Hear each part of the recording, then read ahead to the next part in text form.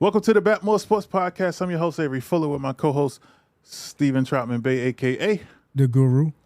And we back. It is 2023, the first episode of the year, and we got so much in store, man. It is litty. And before we get to that point, all hail the king. All hail the king. LeBron James is now. He has surpassed Kareem Abdul-Jabbar as the all-time leading scorer in NBA history. Congratulations to the king. Guru, talk to him. Salute. Great accomplishment, man. Hell of an accomplishment. Proud of you. I salute you. I respect you. Hell of an accomplishment. Yeah, absolutely. I mean, to each his own, bro. Like, I feel like that's something that he probably set out to do. He said he did. Yeah, absolutely. He did. But he set out to do it. Why not? I mean, yeah. Why not? Personally, I don't get the perspective of individual accomplishments in the team sport, but I get it. Everybody got to, play their role. You take an individual accomplishment like Patrick Mahomes, and it's a little different because his accomplishment come from throwing the ball to his teammates, right? So he had 5,200 yards passing. That's because he had to throw the ball to somebody. It's not like he was trying to get 5,200 yards. You know what I'm saying? That's just based on his success. That's the way the system was drawn up. However, records are meant to be broken, man. The king broke the record, man. Like I said, I salute you. Does nothing as far as my train of thought of who the greatest of all time is. That's the next question. So the next question was, does this make him the GOAT? Not in my opinion. Talk to him. Explain it. Man, it's like you said, it's an individual accomplishment. It's not a team accomplishment. And you haven't accomplished everything from an individual standpoint that some of the greats have accomplished.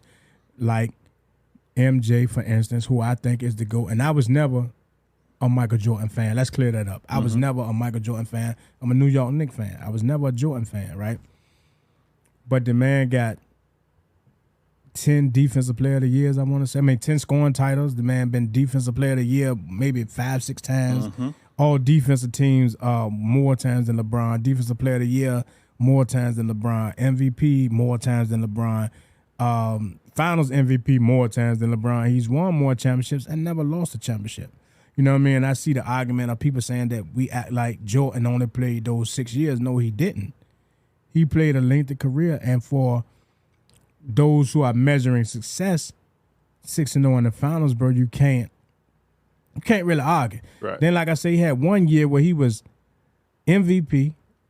He won the scoring title. He was Defensive Player of the Year. He won the MVP of the finals, and he won a championship. Like, nobody has ever done that, and I don't see nobody ever doing that again.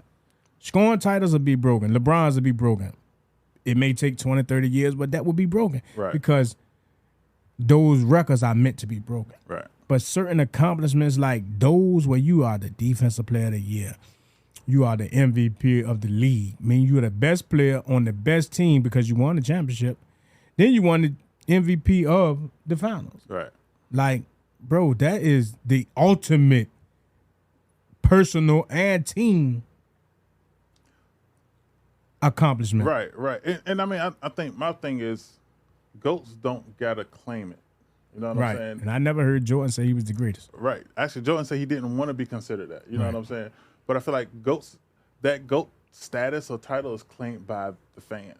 Right. You know what I'm saying? And so when you got a person that's walking around saying, I'm the GOAT, I'm the greatest, I'm this and that. Don't get me wrong, Ali did it, and he had a right to do it. And Ali got his ass whooped quite a few times. Absolutely. Too. But what I'm saying is Jordan never got his ass whooped in the finals. Ever. You know what I mean? So I hate that we as a people, we have to measure success of another by comparison the success or diminishing the accomplishments of another. Right. Like LeBron had a great career. Jordan had a great career. Kareem had a great career. Magic had a great career. Bird had a great career.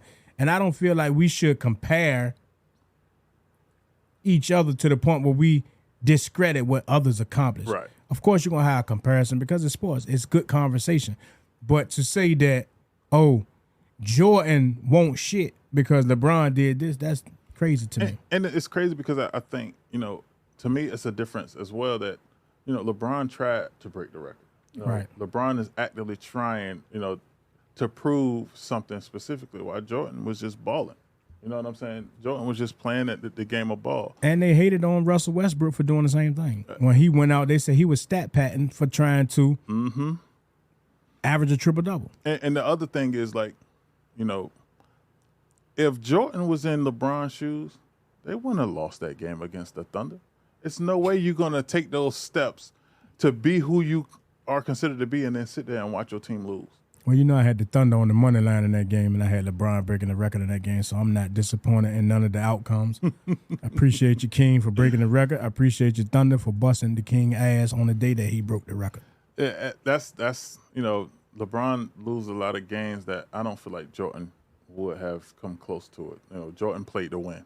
Jordan won't trying to chase a record. Jordan won't trying to do anything specific to himself. His focus was to win. And anybody who focuses on winning is playing for their team, not themselves. But a lot of the fans argue that Jordan shot more than LeBron and this, that, and the third, but they paid Jordan to shoot. And just like Allen Iverson said, they don't pay me to pass the basketball; they pay me to score. Yeah. You know what I mean? And when I pass the basketball, half of y'all missed the shot when I pass it to you. That's the whole thing. I could pass it all day, but if I'm passing the ball and you're missing, I'm passing the ball for nothing. Right. I'm just practicing. But again, man, salute King James, man. Hell of an accomplishment, man. I'm proud of you, boy, and keep doing your thing. And I'll leave you out with this. LeBron is the GOAT of his generation. Plain and simple. Absolutely. So, with that said, hey. To your ass Steph Curry fans. Yeah, I mean, I think Steph got more time than LeBron left, so we'll see what Steph do. Steph a game changer too, you know what I'm saying?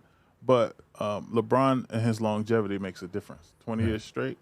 Not saying that Kobe didn't do it because Kobe did it too. But to be able to do it at that level for as long as LeBron did, I definitely take my hat off to that. Absolutely. And I know it's a big part of the way they eat now and the way that they taking care of their stuff now. It's a whole nother level. Yeah, exactly. But him separate in that regard, because look at the people that came in the class with him. Yeah. A lot of them are gone. Most of them are gone. Most of them are, yeah. Especially the greats that came in that class with him. And he still look like he in his second or third year. He playing like he young. I'm a fan of it. I'm a Laker fan. So great fan of it.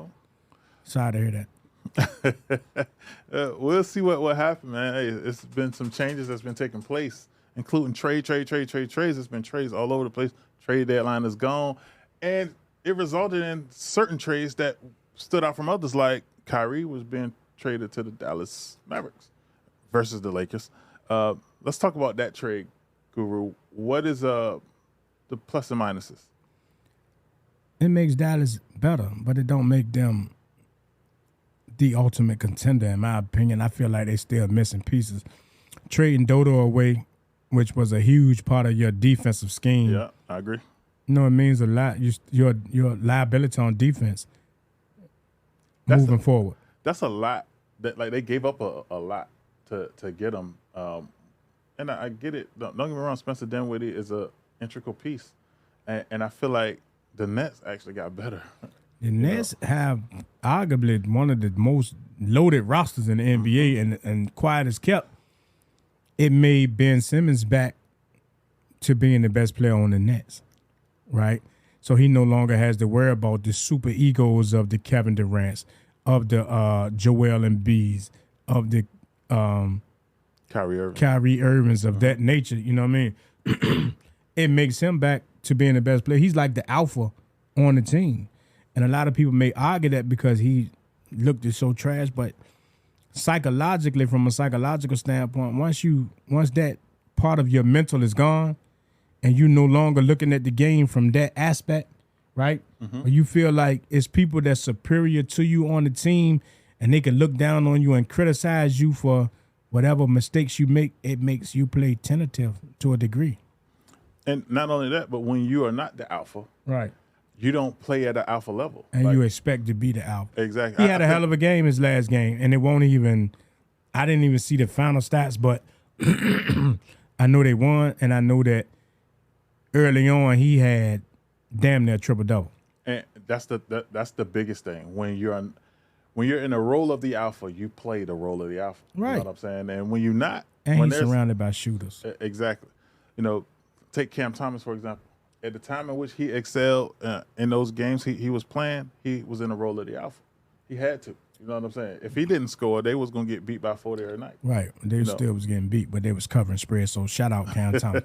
But now you got Cam who can put up 40 at will as he has shown, right? You got Seth Curry who can shoot the basketball. You got Joe Harris, another UVA guy who can shoot the basketball. You got Spencer Dinwiddie who can shoot the basketball.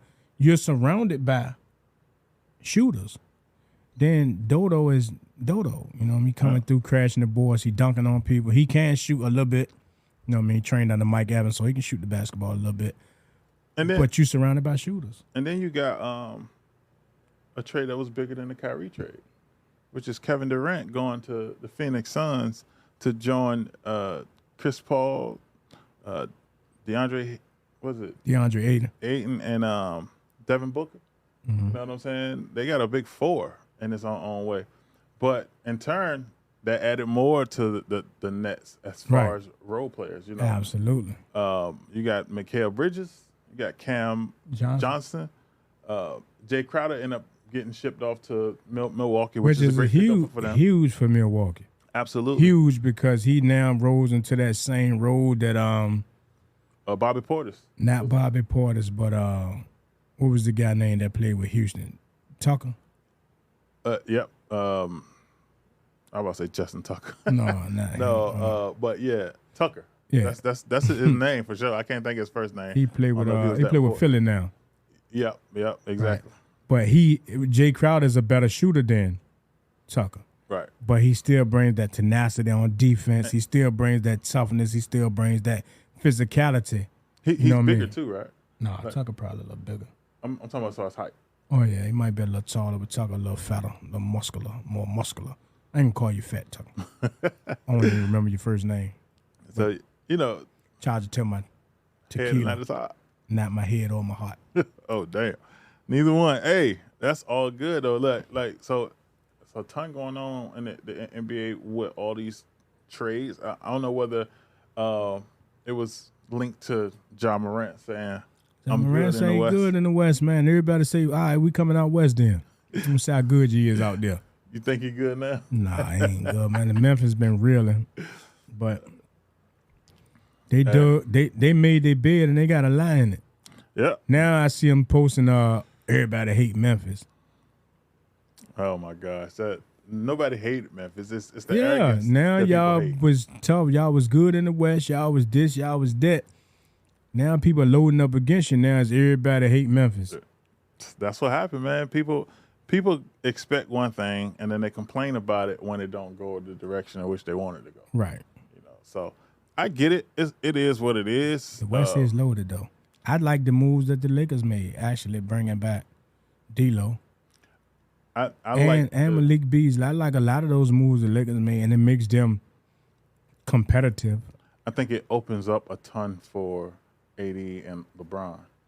You know what I'm saying? Which right. People say AD and LeBron was on the rocks. So why AD ain't stand up? No, it won't. That ain't had nothing to do with AD and LeBron. That was Russell Westbrook. Westbrook, him and AD got into it, and I'm sure he called AD all kind of bitch ass niggas and everything. and I know when you mad, it happens. You don't have time to celebrate what's going on because your mind is on what just transpired. Right. It's not easy to go from angry to happy. Right, and then you see they got Russell right up out of there.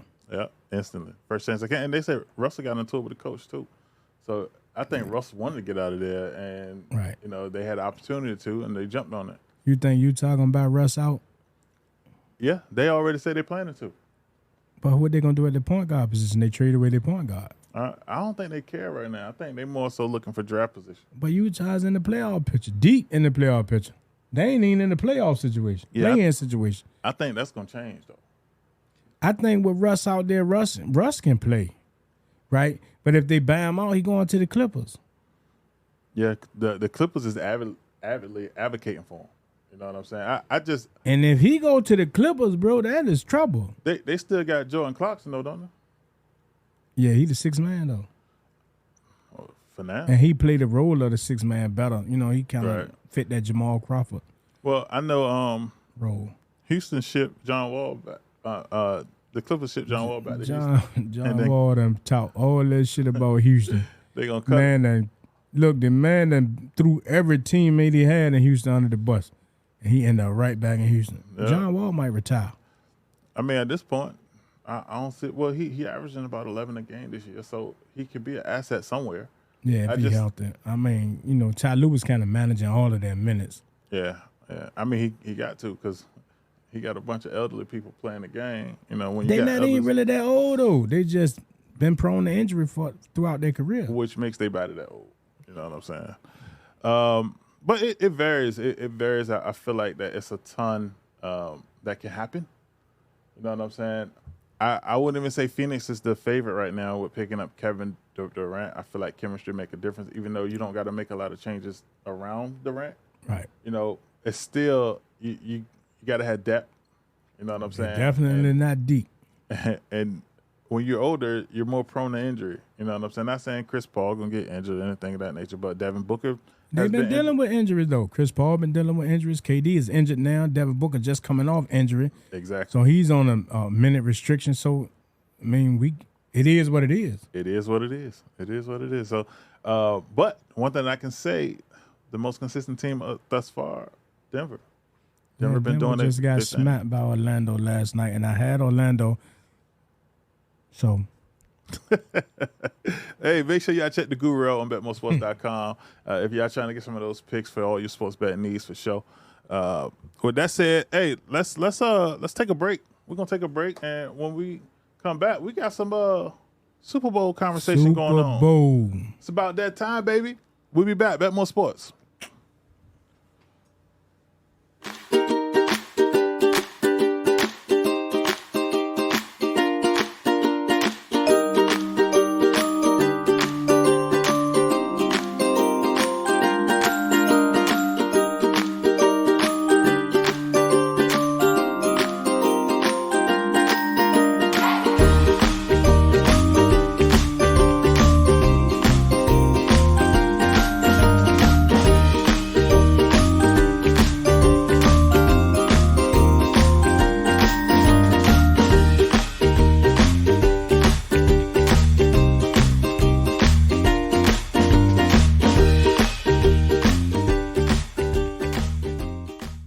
Welcome back to the Bet More Sports Podcast. I'm your host, Avery Fuller, with my co-host, Stephen Troutman Bay, a.k.a. The Guru.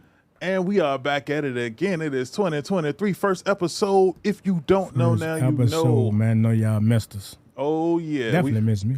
We miss y'all too, though. You know what I'm saying? I'm just saying. I don't know. But we're here now. And at this point in time, it's Super Bowl week. And guess who's not in it?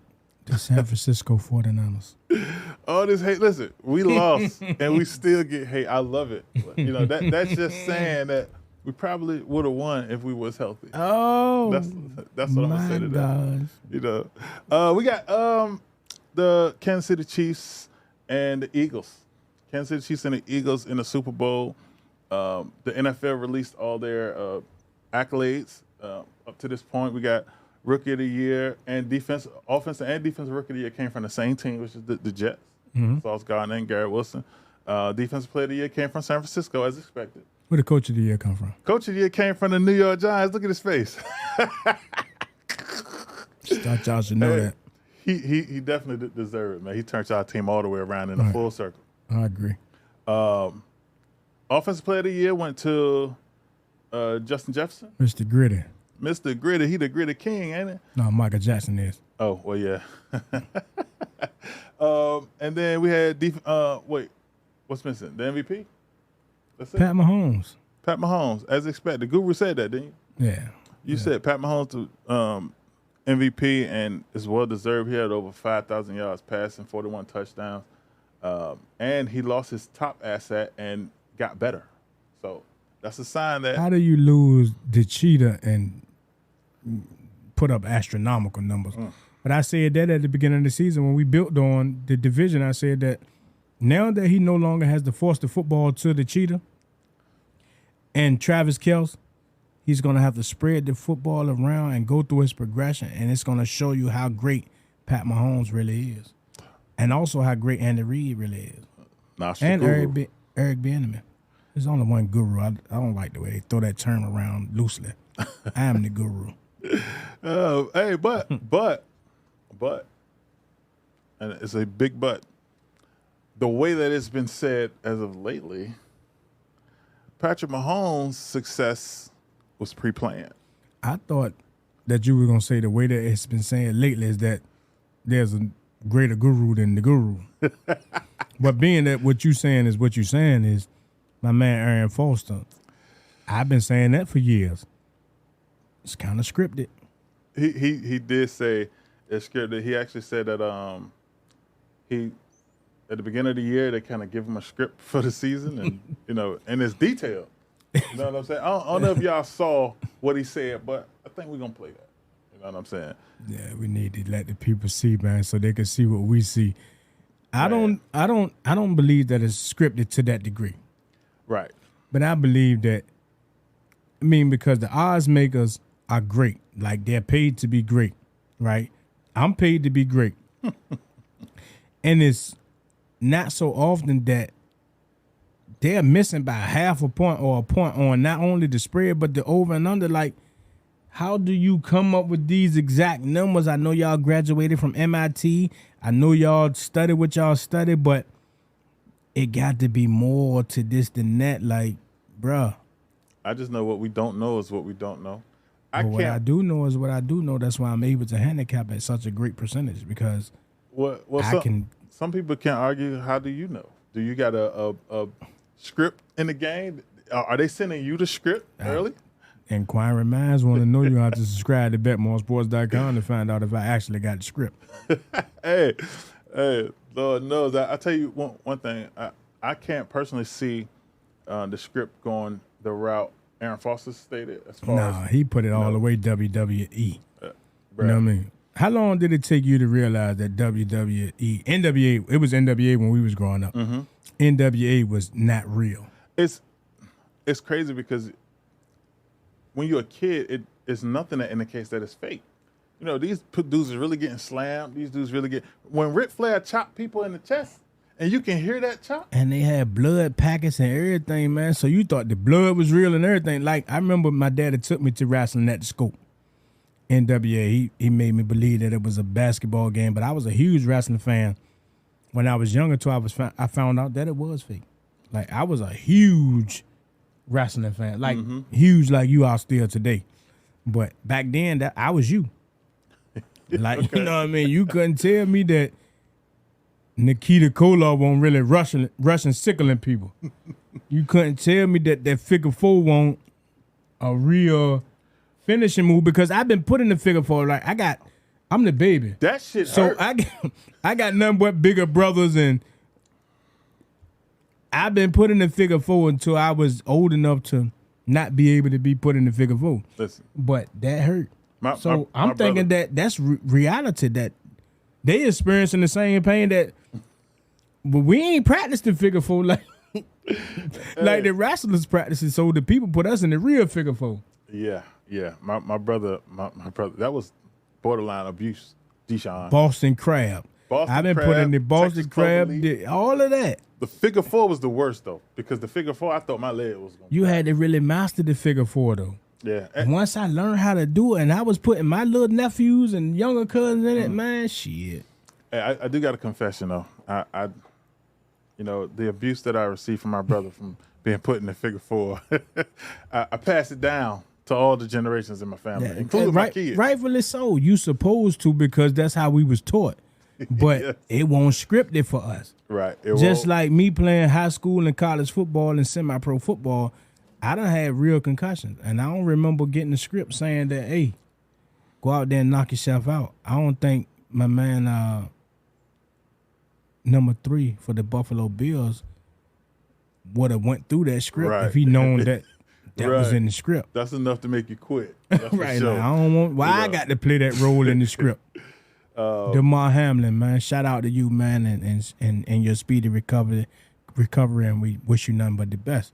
Absolutely. But I'm pretty sure that if he knew that was in the script, he wouldn't have bought into that script At all. But I do think that there is some organized it got to be.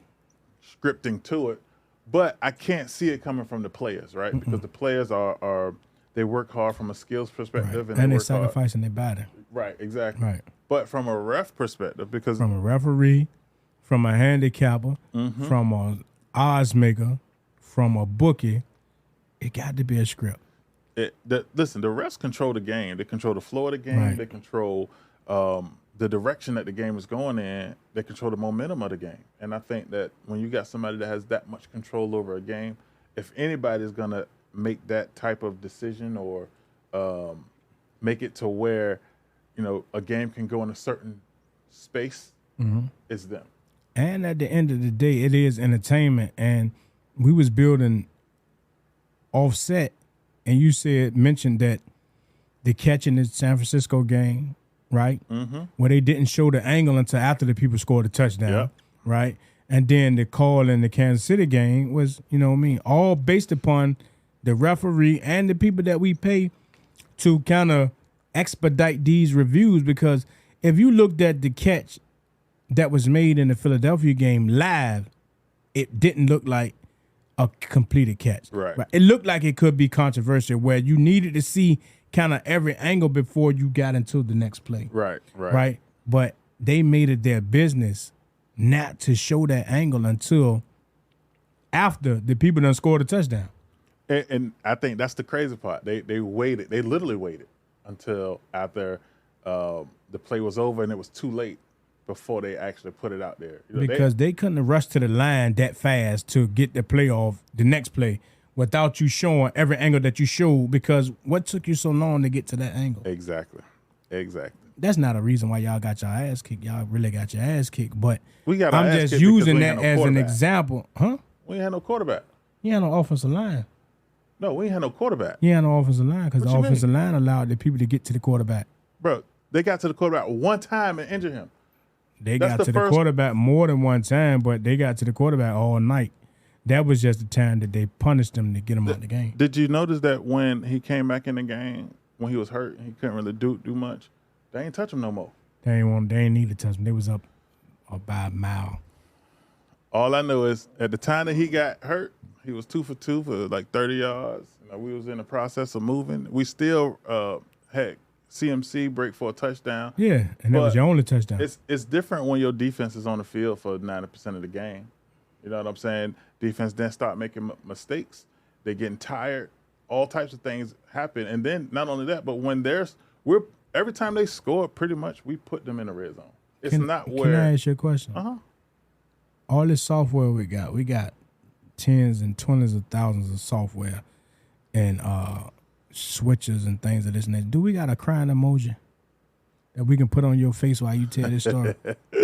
Ain't no crime, man. Listen. Let me ask you this. Since you want to have this conversation, what did the Eagles prove from beating us the way they beat us? Nothing. Exactly. They proved a lot beating y'all the way they beat y'all. They didn't, because we weren't even supposed to have been there. If that's your measuring stick. No, then, I'm just saying, the reality, when we talked about the NFC East, I already had the Eagles ahead of us, right? I had the Giants, and I stated that the Giants, I had us bet to finish better than 7 wins because I bet that we would finish better than 7 wins, right? However, I didn't see us as a playoff team. I said that coaching made a difference, right? But we didn't have the wide receiving core to compete. We picked up a few wide receiver pieces throughout the season, but I didn't feel like with the injuries, with the shuffling of the offensive line, with the defensive players in and out the lineup, we was injured throughout the whole season. I didn't see us in that position. They were far more a superior team than the New York Giants, right? They were not supposed to be that much more of a superior team than the San Francisco 49ers because But y'all had the number one defense. They wasn't that They much more was. of a They beat superior your ass 31-7. That's superior. Let me ask you your question. That's superior. Guru. Is that not superior? Let me ask you your question, Guru, because you're a football guy, right? Right. If you coaching a team, right, and your team don't got a quarterback, right, and you know they're going to run the ball every time. Absolutely. What you going to do? What am I going to do? Yeah. I'm going to load up and stop the run. Right. And if that's all you got to do to prevent us from scoring, and every time we giving you the ball, you're in the red zone, and not to mention that our defensive, while we got the number one defense, our red zone defense is probably 20th. Oh, so y'all was trash for real. You know, you want one when it mattered. We was trash. Hey, you know what? The whole year we was told that we was trash, and I said this on the podcast episode. I said on the 30. podcast too that we was gonna make the playoffs once we started off 6-2.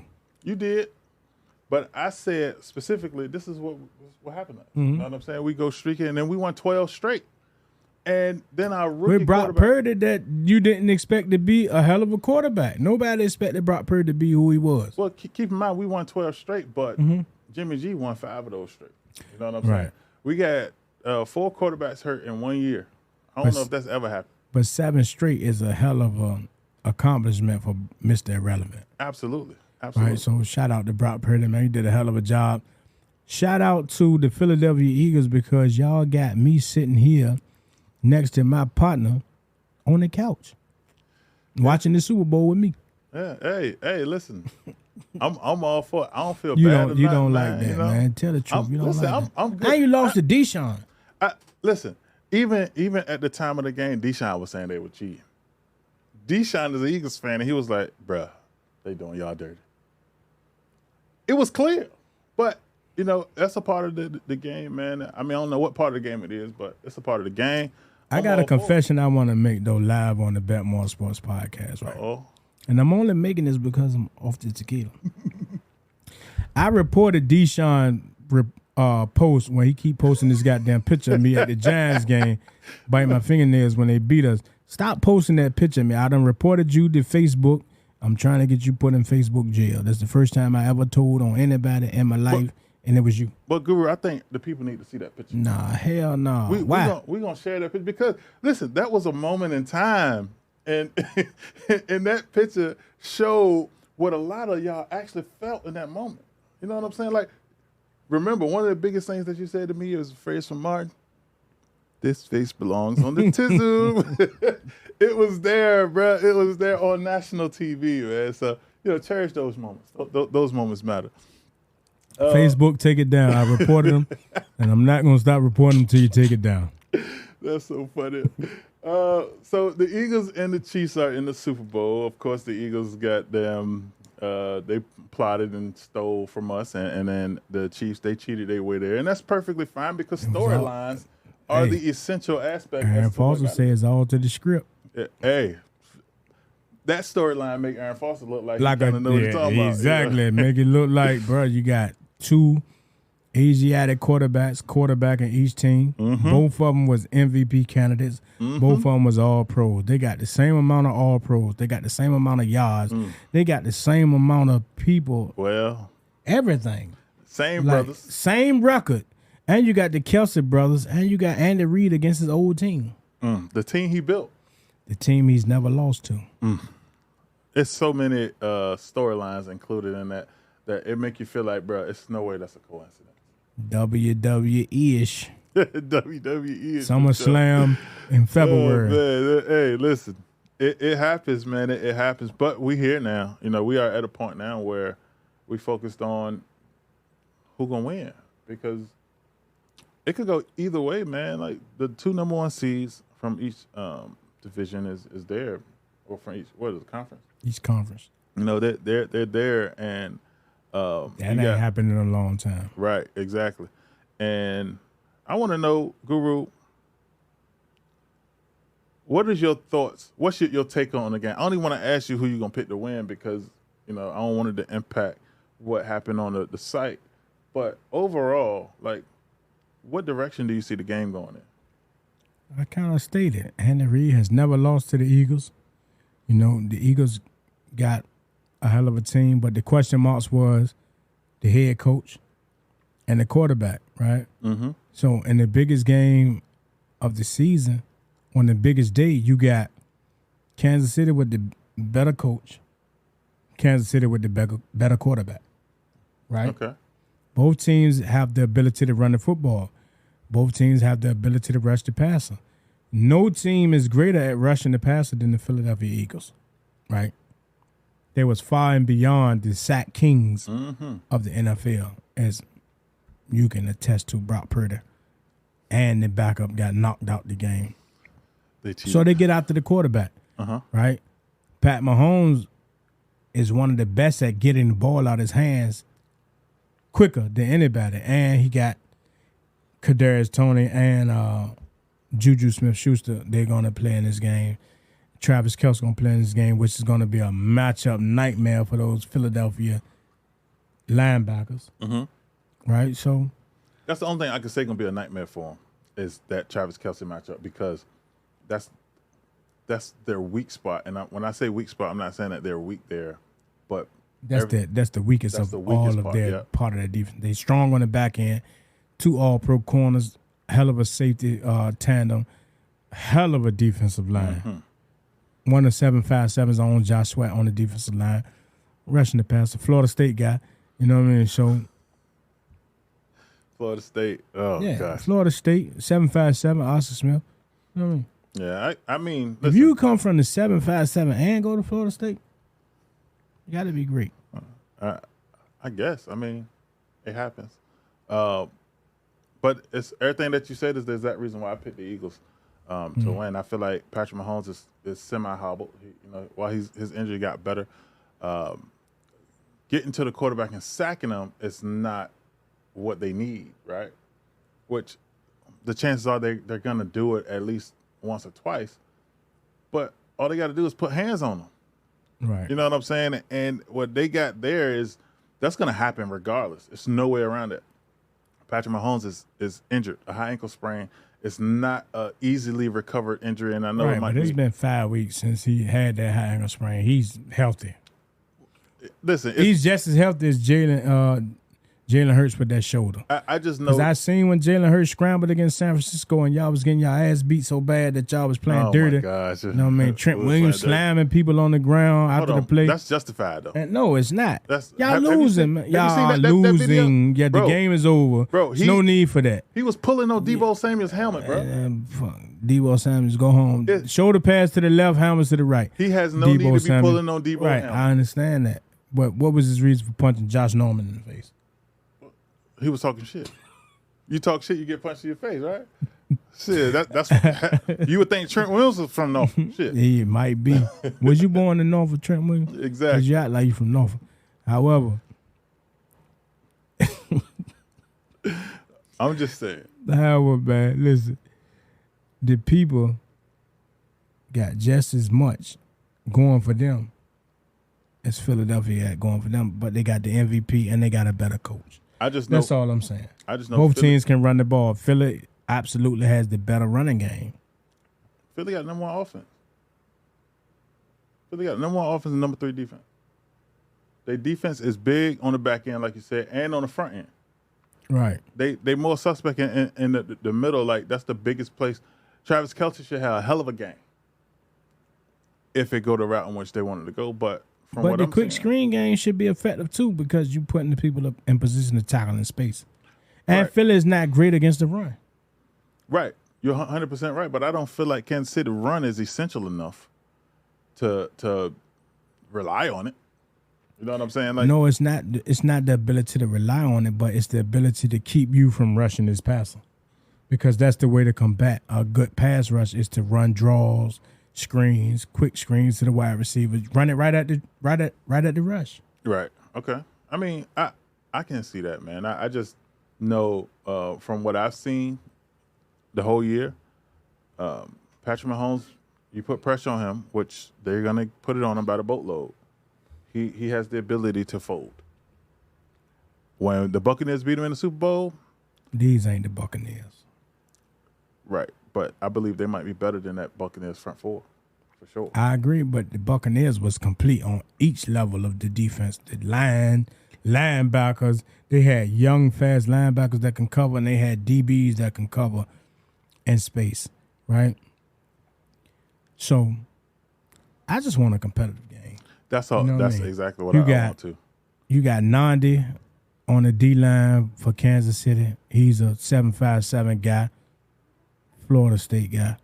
Then you got Josh Sweat on the D line of Philadelphia. He's a 7.57 guy. Mm-hmm. Also a Florida State guy. Oh my So gosh. whoever wins, Gosh. I can't lose.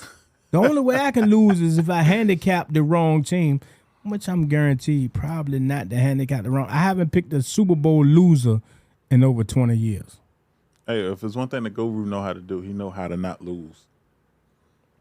Whether he scripted or not. But you got a 7.57 Florida State guy on the D line for Kansas City. Mm-hmm.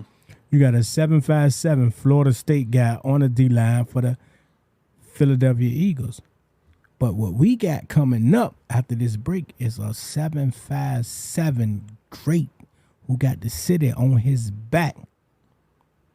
You heard that from the Guru, and you know he ain't really wrong that much. So, with that said, hey, we'll be back. BetMoorSports.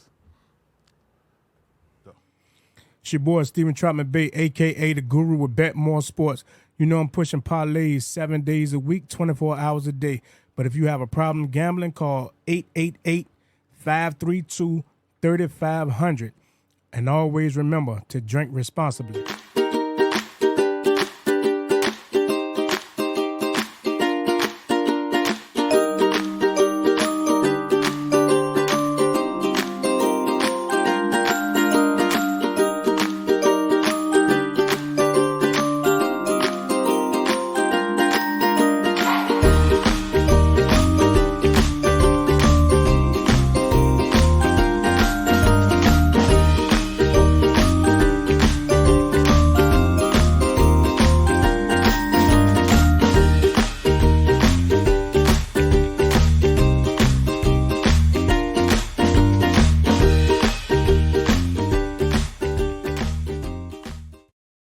Welcome back to the BetMoorSports podcast. I'm your host, Avery Fuller, with my co-host, Stephen Trotman Bay, a.k.a. The Guru.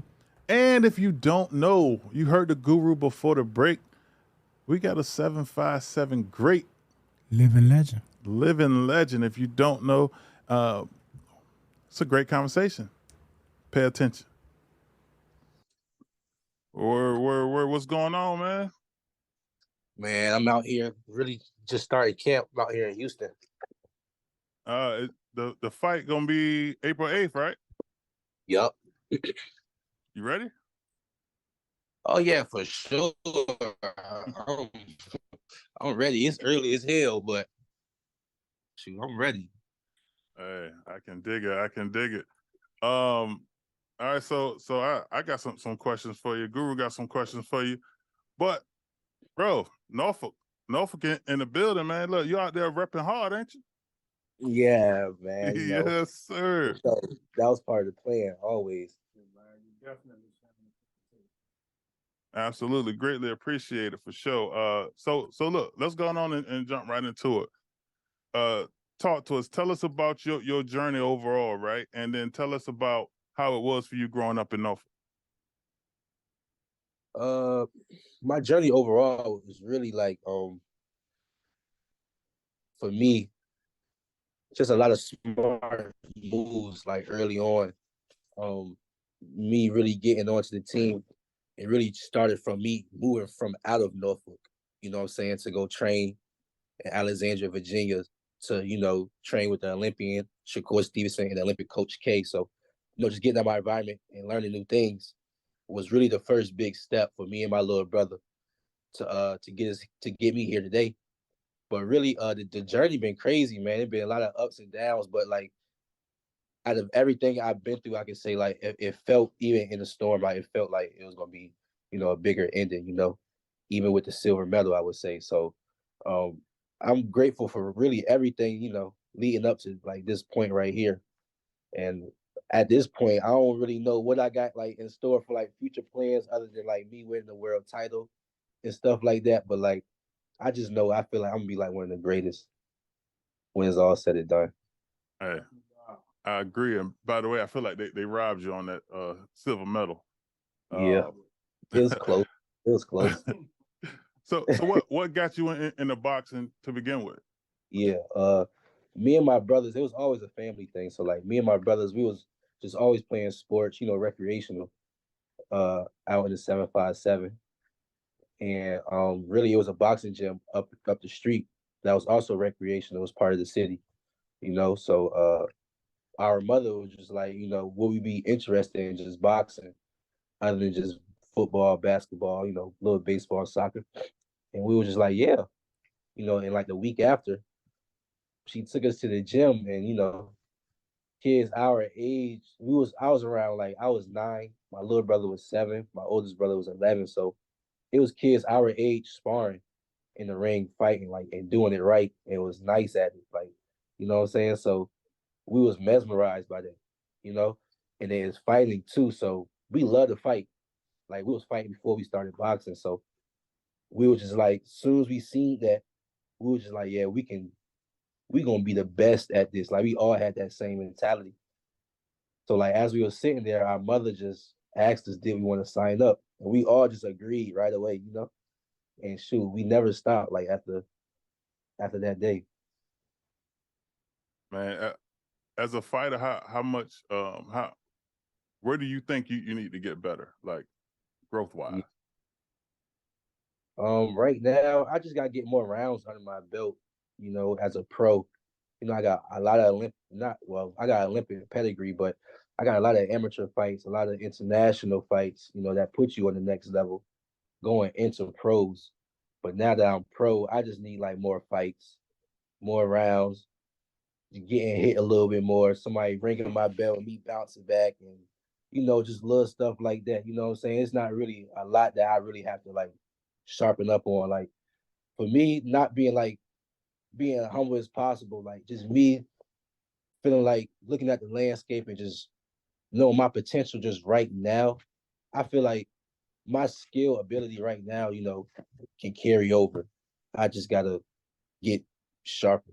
I mean, like get stronger and get more physically like aware about stuff. But I feel like my skill ability right now is great enough. Says the guru here, man. It was a pleasure meeting you down there in Jersey.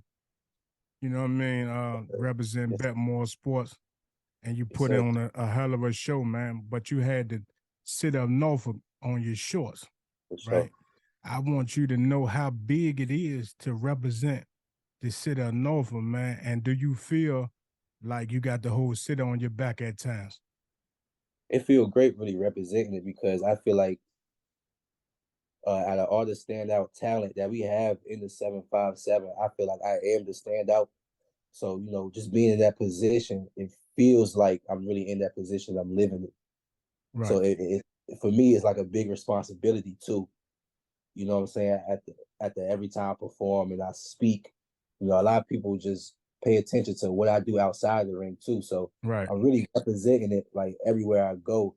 It's definitely a big responsibility, but I love it, because I Mm-hmm. love my city.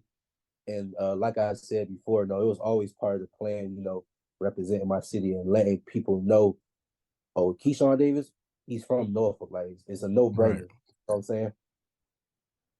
Hey, That's definitely huge. those last shorts you had on was dope, bro. Like they were sweet. I need to get a pair Yeah, of them. appreciate You know what I'm saying? Put something up in the office for sure. Them joints was appreciate definitely there. that. What is it like for you being surrounded around champions like Bud Crawford and Shaquille Stevenson? Is that a certain type of motivation? Yeah, for sure. It definitely give you motivation just seeing how other people train, and they on that level. So them trying to stay on that level and still get better, their training is different. Like they'll do a whole training session, a whole workout, and do like another cool down workout. You know what I'm saying? And then they'll probably stretch. Like they'll do a full, routine training session every day. You know what I'm saying? And it's routine to them. You know what I'm saying? Once you I feel like you great on that level when you find training as just a routine. You know what I'm saying? Like it's just nothing to you. And I feel like that's where they at right now in their life. It's just routine just to train. And just seeing that for me, making sure I stay, intact, make sure I do what I do, taking things for them, and just, go about my own business. Definitely, man. I see you follow a lot of the homies, man, like my nephew Lamarion James and Fat Man and things Yeah. of that nature. And I see y'all Yeah. share a lot of each other videos, man. And I think that's real dope, man, because everybody's out here representing the city well, you know what I mean, putting the city on the map and giving the city the name, kind of like Sweet Pea Whitaker did, and Right. coming in, behind those greats like that, man. Right. You're doing a hell of a job, young, and So, we behind you 100%. for sure. I appreciate that. And you mentioned the names for sure. Like, I always like, I don't know, like when I was coming up, I seen like certain rappers that had like certain limelights. And it was like, dang, if I was in that position, I'd try to just do a Right. little more than, you know what I'm saying? So guys like Rodney, he played for Pitt. He Right, from that's my Broad guy, Park. Flavor Booker T. Yeah, Yeah, Booker he T, from Broad Booker. Park. I'm from Broad Park. I damn near grew up with Rodney, you know what I'm saying? So seeing just somebody else from Broad Park doing it in a whole nother sport, it's like, damn, Broad Park kind of we all right now, but I acknowledge that too. Like I just feel like this generation we acknowledging each other too. Like ain't nobody really hating. Like the Yeah, dude, that's dope. like the kid Cam Thomas, he going crazy Balling, right now. going crazy. I tapped in with Doran Smith Finney. Like our generation is kind of like tapping in with each other, and it's kind of it's cool. I feel like it's all right like that. Absolutely, man. Keep doing what you're doing, man. Definitely, like I said, we proud of you, man. We support you 100%. It was a no-brainer knowing you was from Norfolk, getting on your back, man, riding this journey with you, man. And we on it for the long haul. I just want you to know that. I For need sure. one of them DB3 ski masks so I can wear on the podcast too. Yeah, yeah. Hey, tell us about DB3, man. Like, Yeah. I see it everywhere. You know what I'm saying? So, Yeah. I know that's a clothing line, right? Yeah, it's more. Well, it's a family The first. brand. Yeah, it's a family first, and then we created it into a brand. But it was a family before we created it into a brand. So I always say that it's a family first, and then we made it into a brand. But it's a brand stand for Davis Brothers, and it's three of us. I'm the middle brother, and my oldest brother is a professional with me on Top Rank. He boxes Yeah, with me. he undefeated too, ain't he? Yeah, he fight with me April 8th. Oh yeah, I'm gonna make it my business to be there. You feel me? So, and my little brother, he trying to make it to Paris for the Olympics. So it's definitely a family brand, and we our own brand. That's the beautiful thing about it. Hey, somebody got to play devil's advocate. Who the better fighter, you or your brother? Man, I feel like we all got our own, characters and personalities in that ring, man. But at the same time, we all like mean motherfucker. Can I cuss Yeah, up here? bro. Go ahead, bro. Be You knocking good. shit out. We all like some mean motherfuckers though. You know what I'm saying? Like we don't really care a lot like in that ring, whatever it comes down to. You know what I'm saying? Like we all got our own traits, like straight like that. We all got our own traits. Like my oldest brother, he's southpaw, tall, orthodox. He can drop you with one punch. Mm-hmm. Yeah, he's strong. Like, he can end it. Like me personally, I didn't do that yet. You know what I'm saying? I would love to have something like that. Now my youngest brother, he's 6'5". You know what I'm saying? Fighting at 147, strong. Wow. He's smart as hell. Like he was around me when I was learning off Shakur, so he's learning off me, Shakur, my brother Troy Isley that went to the Olympics with me. Mm-hmm. My little brother learned off so much people. He's gonna potentially he can be the best. You know what I'm saying? So it's like we all got our own little traits going on. So I can't really be like he good, I'm good, or they good. Like we all just crazy. You're all great. Hey, ain't nothing wrong with it ever. Your mama a genius. She a genius. She knew what time it was from the gate. Last question on my end. Who is your dream opponent? Who you want to fight more than anybody else? Tough question, right? For real, I don't care about fighting nobody for real. Like I'm not fiending to fight nobody. Like at the end of the day, I look at myself as the prize. At the end of the day, right? Pick them up, pick them out, line them up. I know I ain't, you know what I'm saying, there yet, but at the end of the day, that's how I look at myself. How Ali was calling himself great before he even knew he was great. You know what I'm saying? So Right. I look at like the prize. I'm not about to sit here and be like, I'll just answer your question. I'm not about to sit here and be like, oh, my dream fight is this, unless he done already retired and it never can happen. But in the mix, I'm not gonna say you're my dream fight. No, fuck you. I don't give a fuck about you. I know at the end of the day, I know I can beat you. Like, fuck you, nigga. I don't, you know what I'm saying? Now, when I get in that level and it's a mega fight, then I can say like, yeah, that's my dream fight. Right. You know what I'm saying? But just off the person, man, fuck them. And look, and that's one thing I definitely love about you, man, is that Norfolk stay in you.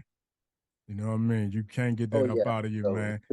And that's just a different drive. And people don't understand that. You know, I did fair time with dudes from Baltimore, Philly, DC, and I always told them about Norfolk. And it's just a different feeling being from here, if you from here.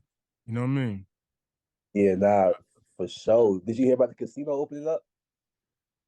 I'm in there every day. Yeah, that's his office. Hey, niggas don't know. Hey, if an out of towner come to that casino, man, they never coming back to that shit, man. I was hoping they'll put an arena in there so you can box in there. For real, doing it in military. Oh, that's what he gonna do in military? Yeah, that's dope. Yeah. That's dope. That's dope. I'm trying to break that shit in. You hear me? Hey, you gonna break it in as a world champ. Perfect person to do it too. Exactly. Hey man, hey, April 8th, right? Yeah, April 8th. Me and my brother. April 8th, man. Look, we're gonna be in the building, man. We're gonna link up with you after your fight. We're gonna make sure that we rep the same way you repping for sure. In the meantime, look, hey, them shorts, man, them shorts. That's all I can say. Them shorts. And that ski man. I need me a DB3 ski mask. You know what I mean? I'm trending heavy on social media, man. If I get the DB3 ski mask, they're gonna run them up. Yeah, I can guarantee you a ski for sure. Just them shorts, hey, shorts like $800. And we ain't arguing about no price. Them your number, whatever the numbers is, just let them know. No, I'm saying that's what I paid. Oh, we got to pay. Tell them make 2 pair. You know, hey, but definitely we want to get something in here that's repping you for sure, man, because you repping us. We want to make like a little memorabilia of Keshawn Davis, man. So maybe a glove or something. Yeah, that'll be whatever, bro. Straight up. Treat that glove like it's a. And I know you're busy, man, and you got to train for the upcoming fight, so we're gonna let you go.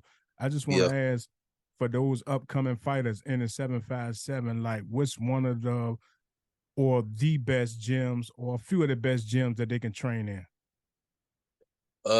Coach Dorsett gym, Easy Work Boxing and Fitness. Also, the guy that works with Coach Dorsett is Coach Mustafa. He's the guy that, takes the kids to nationals. We also got national champion Jameer Germany. He's a national champion. Coaching with Mustafa outside of Dorsett, Easy Work Boxing and Fitness gym. They was in Military Circle Mall, but everybody know about that. So they're relocating. Right. So for the people that's listening, go on Google, Easy Work Boxing and Fitness, and the number gonna be up there. Contact Dorsett. They relocated. I don't know their relocation, but they definitely relocated. Another gym, Team Norfolk Boxing. It's the city's gym. You know what I'm saying? It's recreational in a way. It's the city's gym, out Park Place. So Team Norfolk Boxing. Gotcha. Hey, definitely, man. Look, hey, we appreciate you, man. Definitely. Keep doing what you're doing. Keep working hard. We're going to rep you just as hard as you repping us, man. And until next time, for sure. I'm knowing. And we can do this again, too, man. Shit, we can do this anytime. You feel me? Gotcha. And look, we're going to need some backstage pass when we come to Jersey this time. I'm going to put a bus load together and bring the whole city out. Yeah, all right. Hey, but I'm going to tell you this, though. Them niggas be tripping out in Jersey with that security. Hey, I'm from Nova. They trip everywhere. They trip in Chesapeake. They trip in Portsmouth. It's a lot of nigga, a Norfolk nigga getting kicked out too, huh? You might be that Norfolk. You ain't the only one from Norfolk that can fight, Keshawn. Hey, what's the website for the DB3 joint? DB3shop.com. I bet. Yeah, that works, man. Hey, Definitely, we appreciate you, bro. Appreciate Straight you. up. Again, we are 100% behind you. Whatever you need from us, the team of BetMoorSports, man, Mike Hart, Lemonade, Cutlass Genitoria, anybody that's affiliated with us, man, we behind you. Yes, sir. Appreciate that. We always trying to get on those shorts, so you know what I'm saying? Keep us on it. Hey, we y'all locked in every time. You feel me? Y'all locked in every time. Lock. Yes, sir. I appreciate that big time. Hey, get that work done, bro, and we'll see you for sure on the 8th. For sure. Hey, where y'all located at though? Granby Street, man. We downtown. Downtown Norfolk. Yeah, right off of Granby. I can come in the studio. Absolutely. I can come in the studio. Anytime. This your studio. Y'all gotta hit up Jessica like after my fight and shit, you know. I can come in the studio, you feel me? Anytime, bro. Like I say, this your home as well. For sure, we could do a recap or something after my fight. Absolutely. Oh yeah. Footage is footage. I'm gonna have plenty of it. Bet. I'm gonna lock in with y'all. All right, man. Appreciate you. Oh man, that was a great conversation with the future champ, man. Guru is greatly appreciated. Right. He brought them belts home in his last fight. He did bring them belts home. We looking for them world championships out of you, Keshawn, man. Keep doing what you do. We appreciate you again for stopping by, man, chopping it up with my man Avery and the Guru himself. Keep doing your thing, young. You're on your way. And tune in to the fight, man. April 8th. April man. 8th. Back to work. Both of the brothers on the card, man. And if you look closely, you will see BetMoorSports in attendance. We will be there. We will be there. And with that said, hey, thank y'all again for tuning in. 2023, our first episode, back into the building. And we getting live, baby. With that said, check out BetMoorSports.com for all your sports betting, handicapping needs. And we are out of here. We'll holler at y'all next week. Peace. Till next time.